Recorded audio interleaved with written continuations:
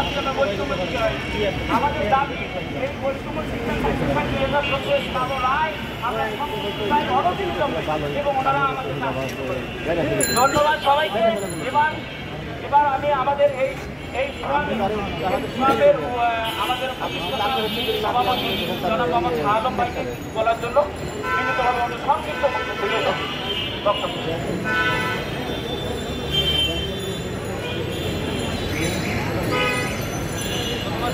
প্রথমে সারা বাংলাদেশ থেকে বিভিন্ন উন্নয়ন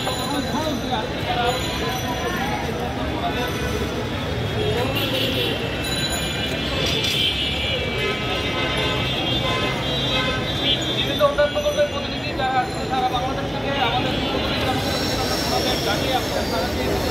এসেছেন। আমাদের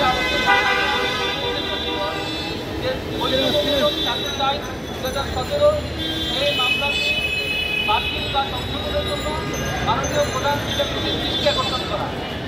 আমাদের নবীন ভাই শুরুতেই বলেছেন আমরা কিন্তু এই দৃষ্টি আকর্ষণ আজকে সকাল 7টার সময়ই করতে পেরেছি। এটা আমাদের একটা অ্যাচিভমেন্ট এবং আমরা 10 সদস্যের একটা প্রতিনিধি দল আমরা আলোচনা হয়েছে।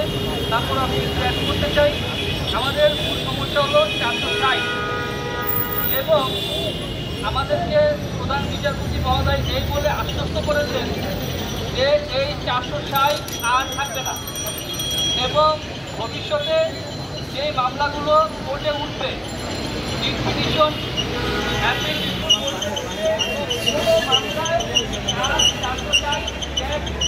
করা হবে না। এই করলে তারা আমাদের এখন আমরা তাদেরকে বলতে চাই তারা আমাদেরকে আশ্বস্ত করেছে। এখন এটার বাস্তব প্রতিফলন আমরা মাঝে দেখতে চাই। এজন্য আমরা ঈদের পরে যেকোনো একটা মামলা আমরা বিভাগের করছি।